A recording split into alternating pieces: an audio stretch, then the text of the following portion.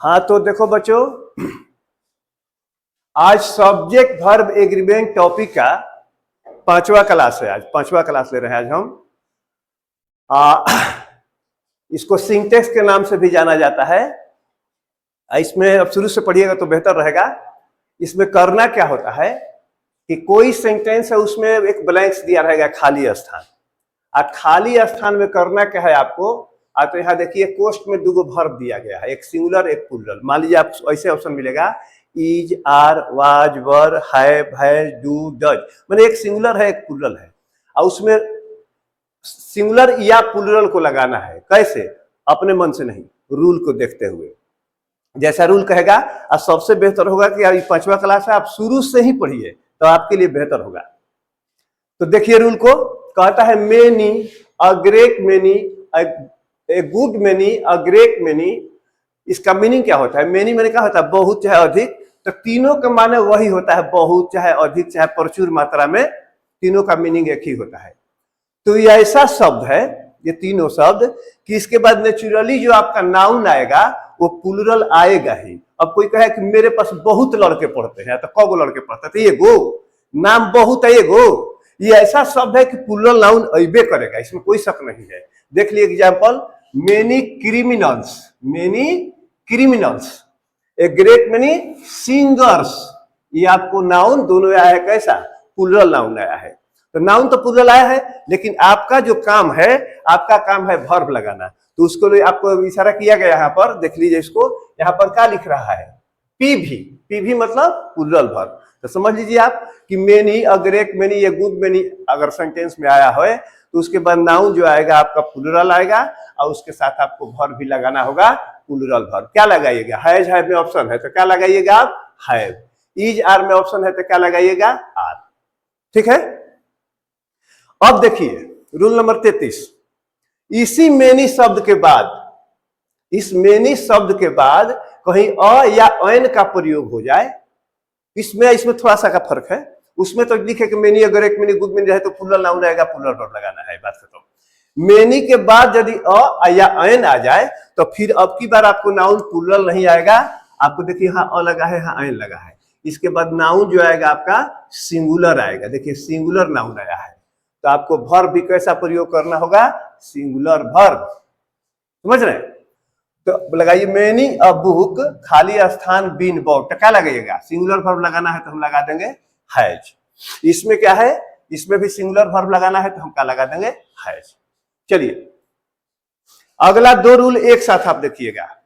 A number of, a large number of, और नीचे लिखा है द नंबर ऑफ। इसका एग्जाम्पल आप पहले एक नजर पढ़ लीजिए। A number of boys blanks playing here is are, a large number of cows, खाली स्थान ग्रेजिंग वाज वर। ठीक है। और नीचे का एग्जाम्पल पढ़ लीजिए। The number of boys blanks playing here, the number of cause grazing was. माने अगर देखा जाए एग्जाम्पल में तो किस चीज का फर्क है? मात्र एक चीज का फर्क है। किस चीज का फर्क है? यहाँ इस दोनों एग्जाम्पल में लगा है अ, दोनों में क्या लगा है? द। बस इतना ही का फर्क है।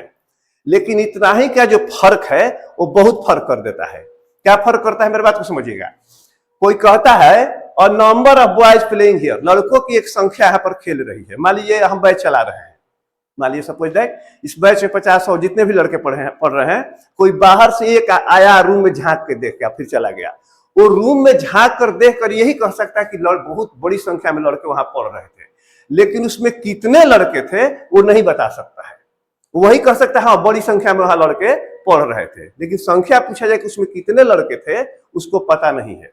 लेकिन चूंकि हम इस क्लास में पढ़ा रहे हैं तो हम तो जानते हैं ना कि कितना है, 40 है, 50 है, 100 है। तो वो जो अनिश्चित है, जिसको जानकारी रहे कि इसमें क्लास में लड़कों की संख्या कितनी है, तो ऐसे बोलेगा और नंबर ऑफ बॉयज, और नंबर ऑफ बॉयज, लड़कों की एक संख्या। अब संख्या उसको पता नहीं कि है कब, लेकिन हम चूंकि जानते हैं इसमें कितने लड़के हैं, कितने लड़कों की संख्या है, तो हम बोलेंगे द नंबर ऑफ बॉयज। कहने का मतलब अन लगाने का मतलब होता है कि अनिश्चित, उसका निश्चित नहीं है तो कितना है, अनिश्चित का बोध कराता है कि लड़कों की एक संख्या है ढेर, लेकिन उसमें है संख्या कितनी एक्चुअल वो नहीं जानता है बोलने वाला। लेकिन जो बोल रहा है कि तो द नंबर ऑफ बॉयज का मतलब लड़कों को देखिए रहा है, साथ में ये भी जानता है कि उसमें लड़कों की संख्या कितनी है। तो आपको ज्यादा टेंशन मत लीजिए। अगर सेंटेंस आपका अ नंबर ऑफ से शुरुआत होता है तो आपको लगाना होगा प्लूरल वर्ब। आपको क्या लगाना होगा? Plural verb. और द नंबर से सेंटेंस शुरुआत होता है तो उसके साथ क्या लगाना होगा आपको? Singular verb. बस हो गया खेला। कहने का मतलब अ नंबर ऑफ बॉयज, मतलब लड़कों की बड़ी संख्या है लेकिन कितना है उसकी हम संख्या पता नहीं है। और द नंबर ऑफ बॉयज का मतलब हमको पता है कि कितने लड़के उसमें पढ़ रहे हैं चाहे खेल रहे हैं। ठीक है, तो अ नंबर ऑफ बॉयज जब भी दिखाई पड़े आपको प्लूरल वर्ब लगा देना है। द नंबर ऑफ दिखाई पड़ जाए और नाउन देखिए दोनों के बाद प्लूरल आता है। आप कंफ्यूजिंग चीज देखिए कि नाउन जो आएगा वो प्लूरल आएगा। इसमें भी देखिए बॉयज आया है, काउज आया है, इसमें भी बॉयज आया है, काउज आया है। नाउन सेम रहेगा, सिर्फ वर्ब का फर्क आएगा। इसमें लगाना है आपको प्लूरल वर्ब और इसमें लगाना है आपको सिंगुलर वर्ब। तो ये वाला एग्जांपल में क्या लगा देना है आपको? प्लूरल वर्ब पे लगा दीजिएगा वाज या लगा दिया वर, और इसमें क्या लगा दीजिएगा आप? इज और वाज। ठीक है, चलिए अब आगे रूल को देखा जाए और थोड़ा सा 1 सेकंड के लिए समय दीजिए। हम आगे रूल लिख रहे हैं तो इसको बता रहे हैं। हाँ, तो अगला रूल देखो बच्चों, कहता है कि if the name of books या कंट्रीज इज प्लूरल। कहने का मतलब, इसको हिंदी में समझ लीजिए, यदि किसी किताब का नाम या किसी देश का नाम या संगठन का नाम अगर प्लूरल भी है, किसी देश का नाम, किसी किताब का नाम या किसी संगठन का नाम यदि प्लूरल भी है तो उसके साथ आपका वर्ब जो लगेगा वो सिंगुलर ही लगेगा। जैसे मान लीजिए इंडिया, तो इंडिया तो सिंगुलर नाम है, तो India is a rich country, is लगा रहे हैं, सिंगुलर वर्ब लगा रहे हैं। लेकिन मान लीजिए यूनाइटेड स्टेट्स, ये सिंगुलर नाम नहीं है, ये प्लूरल, इसको संयुक्त राज्य कहा जाता है, संयुक्त राज्य अमेरिका। तो यूनाइटेड स्टेट्स से सिंगुलर नाम नहीं है, ये नाम प्लूरल नाम है, प्लूरल नाम है। लेकिन चूंकि हमारा रूल कहता है कि लेकिन हमको वर्ब लगाना होगा सिंगुलर है, तो हम क्या इसमें लगा देंगे? इज। ठीक है, किसी देश का नाम, किसी संगठन का नाम, किसी किताब का नाम अगर प्लूरल भी हो तब भी आपको क्या लगाना है? Singular verb. ठीक है, आप चलिए आगे बढ़िए। अब आइए, कहता देयर या हियर, क्वेश्चन में लिखा एज सब्जेक्ट, इसको समझिए थोड़ा सा। देयर का अपना मीनिंग होता है, हियर का भी अपना मीनिंग। देयर मतलब वहां, हियर माने यहां होता है मीनिंग, आप जानते हैं। लेकिन ये देयर हियर कभी कभी सेंटेंस में इसको इंट्रोडक्टरी सब्जेक्ट कहा जाता है, याद रखिएगा। क्या बोला जाता है? Introductory subject. इंट्रोड्यूस मतलब होता है शुरुआत करना। तो कभी कभी देयर या हियर का प्रयोग हम लोग सेंटेंस का शुरुआत करने के लिए करते हैं, उसका कोई वहां अर्थ नहीं होता है। मान लीजिए आप बनाते हैं ट्रांसलेशन कि टेबल पर एक किताब है, टेबल पर एक किताब है, लेकिन अंग्रेजी में आपका there is a book on the table. इसमें देयर का कहां मीनिंग आ रहा है? मान लीजिए नदी में पानी है, there is water in the river, नदी में पानी है, तो इसमें देयर का जो अर्थ वहां है या रहा है। कहने का मतलब इस सेंटेंस के सिर्फ शुरुआत करने के लिए आता है, इसीलिए इसका नाम दिया गया है इंट्रोडक्टरी सब्जेक्ट। इंट्रोड्यूस करता है, शुरुआत करता है, इसका उस सेंटेंस में कुछ अर्थ नहीं होता है। तब क्या किया जाए? और किसी सेंटेंस में देयर हियर एज सब्जेक्ट, माने सब्जेक्ट का काम करता है, तो उसमें हमको वर्ब कैसा लगाना होगा? तो देखिए अब की बार सिंगुलर प्लूरल कुछ नहीं लिखा गया, आपने नहीं लिखा है कि सिंगुलर वर्ब या प्लूरल वर्ब, कुछ पोस्ट में लिखा गया है, उसको पढ़िए थोड़ा सा। क्या लिखा गया है? According to the sense. According to the sense का मतलब क्या होगा? अर्थ के अनुसार, अर्थ के अनुसार। मतलब अब समझिए इसको, देयर हियर वाले वाक्य में आपको वर्ब तो प्रयोग करना है, लेकिन वर्ब कैसा लगाना है? क्या कर रहा है? अकॉर्डिंग टू द सेंस, अर्थ के अनुसार। अब अर्थ के अनुसार से मेरा मतलब क्या है?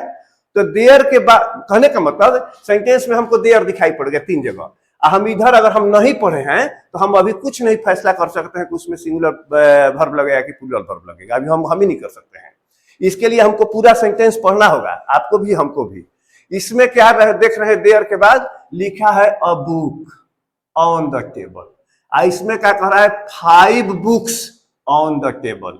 इसमें क्या देख रहे हैं हम? वाटर। तीनों सेंटेंस देयर से शुरू हुआ है, लेकिन फर्क किस चीज का है? फर्क है नाउन का। इसमें एक किताब टेबल पर रखा हुआ है, इसमें 5 किताब टेबल पर है, अब बर्तन में यहाँ पर पानी है। अब समझिएगा बात को। यहीं पर किसी सेंटेंस में अगर देयर हियर से आपका शुरुआत हुआ है तो उसका नाउन आप चेक कीजिए। अगर नाउन आता है अगर सिंगुलर, तो आप आंख मूंद के लगा दीजिए उसमें सिंगुलर वर्ब। अगर देयर हियर के बाद आता है, अगर आपका नाउन दिख रहा है प्लूरल, तो आपको वर्ब लगा देना है आर प्लूरल। अगर अनकाउंटेबल नाउन दिखाई पड़ जा रहा है तो उसमें आपको क्या लगाना होगा, सिंगुलर। फिर से एक बार सुन लीजिए, देयर हियर वाले वाक्य में अगर अनकाउंटेबल नाउन दिखाई पड़े या सिंगुलर नाउन दिखाई पड़े तो सिंगुलर वर्ब लगाइएगा। अब प्लूरल नाउन दिखाई पड़ता है तो फिर प्लूरल वर्ब लगाइएगा। चलिए आगे बढ़ा जाए। अब आपके सामने 4 गो शब्द लिखा हुआ है, ईच, एवरी, आइदर, नाइदर। यहाँ पर आंसर के रूप में लिखा हुआ है सिंगुलर वर्ब। अब समझिए इसे, फिर इसका मीनिंग समझ लीजिए। ईच माने क्या होता है, ईच माने होता है प्रत्येक, एवरी माने भी होता है प्रत्येक, दोनों का मीनिंग एक ही होता है। ये जब आप प्रोनाउन पढ़िएगा उस समय आपको मिलेगा। ईच में और एवरी में क्या फर्क है, थोड़ा सा आपको हम बता दे रहे हैं अभी। कहने का मतलब, मेरे पास 2 कलम है, ध्यान दीजिएगा इस पर, मेरे एग्जाम्पल पर। मेरे पास 2 कलम है, अब प्रत्येक कलम लाल है। मेरे पास 2 कलम है, अब प्रत्येक कलम लाल है, तो यहां हम कह सकते हैं कि ईच पेन इज रेड। ठीक है। अब मेरे पास 5 कलम है, मान लीजिए मेरे पास 5 कलम है, मेरे पास 5 कलम है, आप कहना चाहते हैं कि प्रत्येक कलम लाल है, तो यहां भी हम कह सकते हैं कि ईच पेन इज रेड। कहने का मतलब ईच जो है वो 2 के लिए भी आता है, 2 से अधिक के लिए भी आता है, लेकिन एवरी शब्द जो होता है प्रत्येक, इस हमेशा 2 से अधिक के लिए आता है, 2 के लिए कभी नहीं आता है। मेरी बात को समझ गए होंगे आप। अब शब्द है आइदर, एक शब्द है नाइदर। आइदर मतलब होता है 2 में से कोई एक। आइदर मतलब क्या होता है, 2 में से कोई एक। मेरे पास 2 कलम है, इसमें से तुम एगो ले लो, आइदर। अब मेरे पास 2 कलम है, इसमें से तुमको एको नहीं देंगे, नाइदर। बात समझिए। ईच माने प्रत्येक, एवरी माने प्रत्येक, आइदर मतलब क्या होता है, 2 में से एक, नाइदर मतलब होता है 2 में से एक भी नहीं। आइए आपको क्लियर करिए दिए कि ईच जो है 2 के लिए भी आता है, 2 से अधिक के लिए भी आता है, लेकिन एवरी जो है हमेशा 2 से अधिक के लिए आता है, 2 के लिए नहीं आता है। आइदर का मतलब होता है 2 में से कोई एक, और नाइदर का मतलब क्या होता है, 2 में से एक भी नहीं। आई जिस सेंटेंस में आपको दिखाई पड़ जाए, आंख मूंद के आपको क्या लगा देना है, सिंगुलर वर्ब।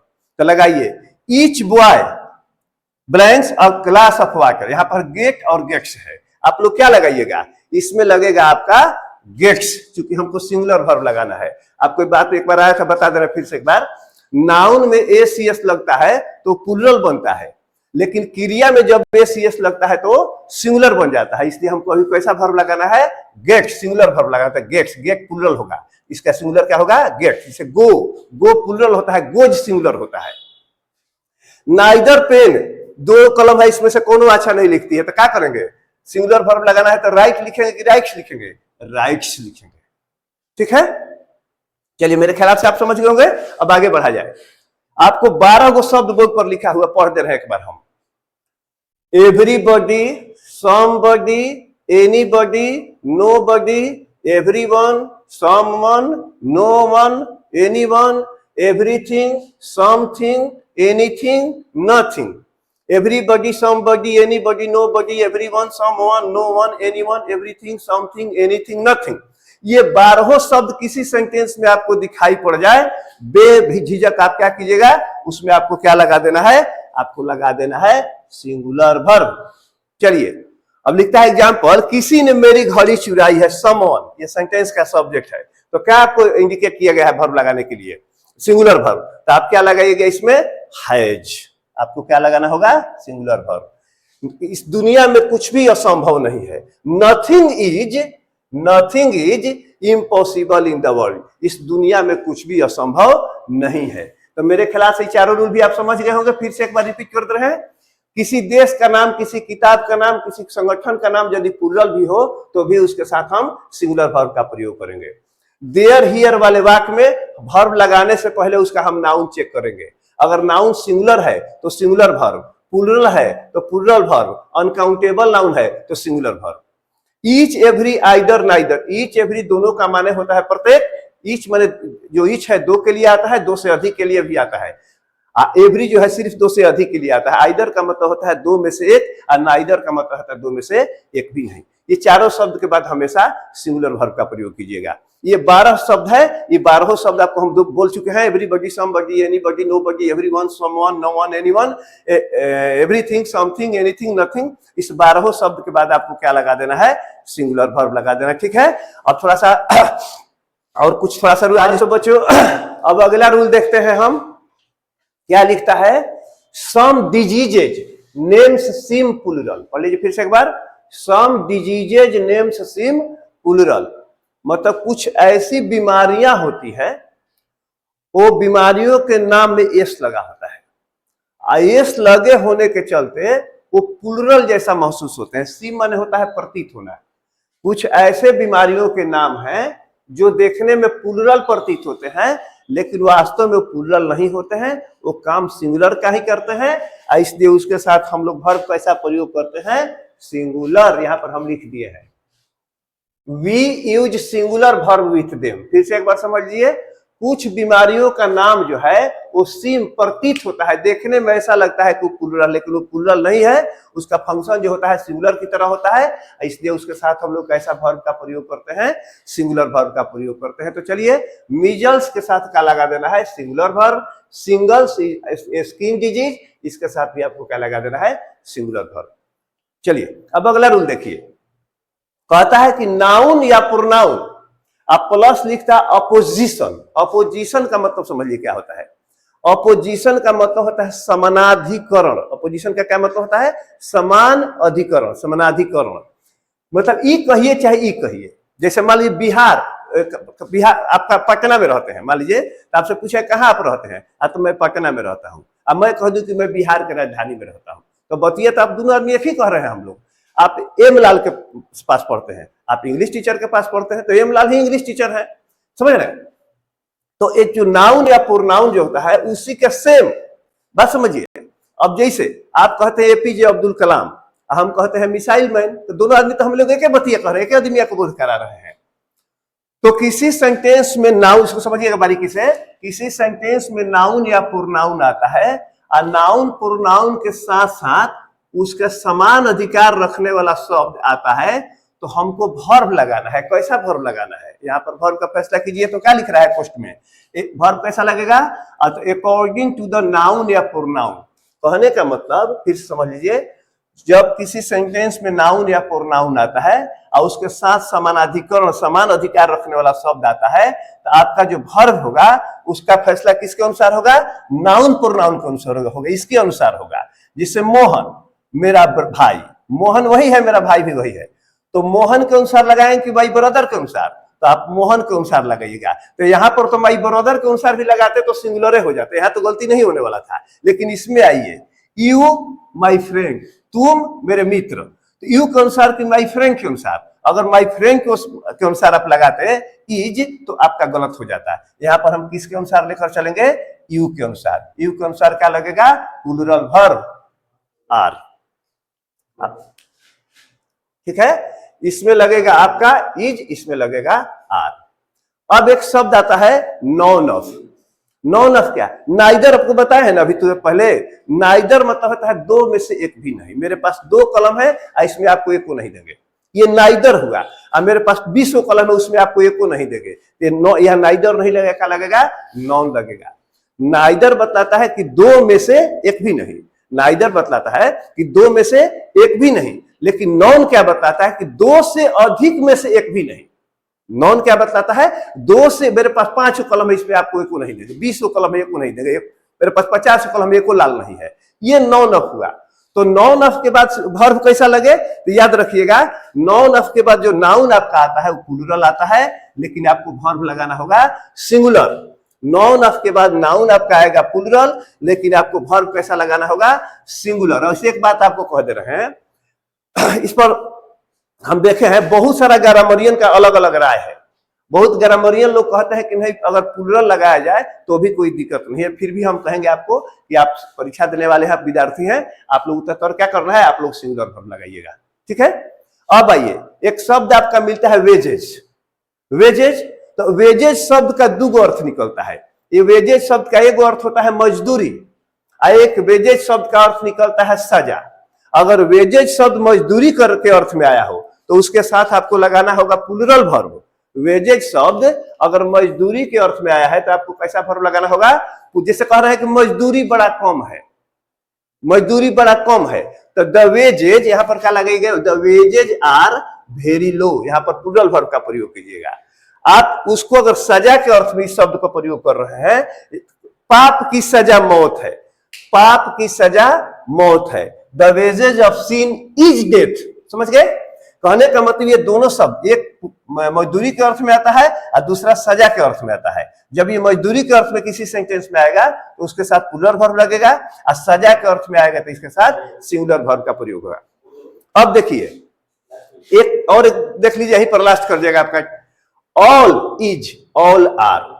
अब आप सोचिएगा, कंफ्यूज होइएगा कि सर आप ऑल के साथ एक बार इज लगाए हैं, ऑल के साथ एक बार आर लगाए हैं, शब्द बात एक ही है ऑल, तो एक बार इज क्यों लगा दिए, एक बार आर क्यों लगा दिए? थोड़ा कंफ्यूज हो रहे हैं आप लोग, लेकिन हम बता दे रहे हैं आपको। इसका हिंदी क्लियर कर लीजिए आपका।